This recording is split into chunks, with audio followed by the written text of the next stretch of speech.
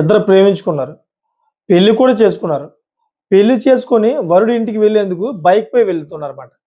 అయితే ఈ పెళ్లి ఇష్టం లేని వధువు సోదరులు దారుణానికి పాల్పడ్డారు. ఎలా అంటే తమ చెల్లెలను ప్రేమించి పెళ్లి చేసుకున్నాడన్న కోపంతో రగిలిపోయిన సోదరులు ఆమె భర్తపై రాళ్ల దాడి చేసి అత్యంత దారుణంగా హత్య చేశారన్నమాట.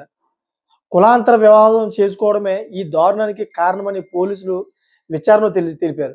సో మరోవైపు ప్రేమించి పెళ్లి చేసుకొని 24 గంటలు కూడా గడవక ముందే వధువు సోదరులు ఆమె భర్తను ఇలా అత్యంత దారుణంగా హత్య చేయడంతోటి స్థానికంగా కలకలం రేపుతోందన్నమాట. సో ఈ దారుణమైన ఘటన డాక్టర్ బిఆర్ అంబేద్కర్ కోనసీమ జిల్లాలో జరిగింది. ఒకసారి మనం పూర్తి వివరాలు తెలుసుకుంటే డాక్టర్ బిఆర్ అంబేద్కర్ కోనసీమ జిల్లాలో పరువు హత్య కలకలం రేపిందన్నమాట. చెల్లెలు ప్రేమించి పెళ్లి చేసుకున్నందుకు కోపంతో ఆమె భర్తను అన్నదమ్ములు అత్యంత దారుణంగా రాళ్లతో దాడి చేసి హత్య చేశారు. తమ సామాజిక వర్గానికి చెందిన వ్యక్తిని కాకుండా మరో సామాజిక వర్గానికి చెందిన వ్యక్తిని ప్రేమించి పెళ్లి చేసుకోవడంతో తమ పరువు పోతుందని భావించిన ఆమె సోదరులు అత్యంత దారుణంగా హత్య చేశారన్నమాట. ఈ ఘటన మండపేట మండలం ద్వారపూడి శివారు వేములపల్లిలో చోటు చేసుకుంది.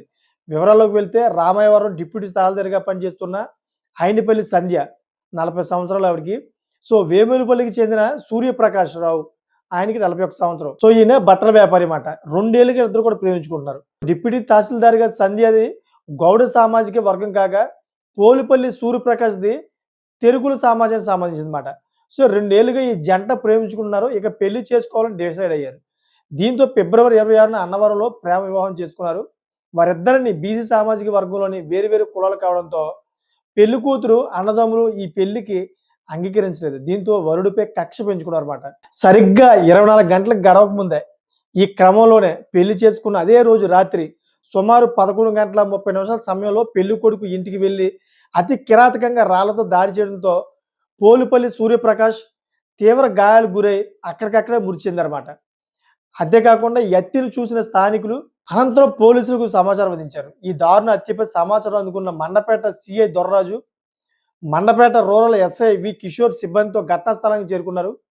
కేసు నమోదు చేసి దర్యాప్తు చేపట్టారు. మరోవైపు ఈస్ట్ జోన్ డిఎస్పీ విద్య కూడా సంఘటనా స్థలాన్ని పరిశీలించారు. ఇకపోతే పోలుపల్లి సూర్యప్రకాష్ మృతదేహాన్ని పోస్టుమార్టం నిమిత్తం ప్రభుత్వ ఆసుపత్రికి తరలించారు. సో ఈ దారుణ హత్యకు పాల్పడిన 3 నిందితులను పోలీసులు అదుపులో తీసుకున్నారు.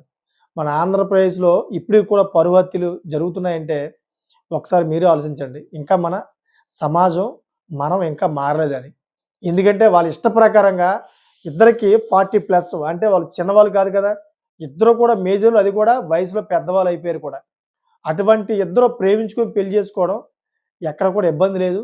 సో ఆ పెళ్లికి వీరు అన్నదమ్ములు అయితే ఇష్టపడకుండా నేటి సమాజంలోని మళ్ళీ హత్యలు అయితే చేశారు వాళ్ళు. సో మరి మీకేమనిపిస్తుంది మీరు కామెంట్ చేయండి. అదేవిధంగా నచ్చితే కనుక లైక్ చేసుకొని 10 మందికి షేర్ చేస్తారని కోరుకుంటున్నాను. Thank for watching friends.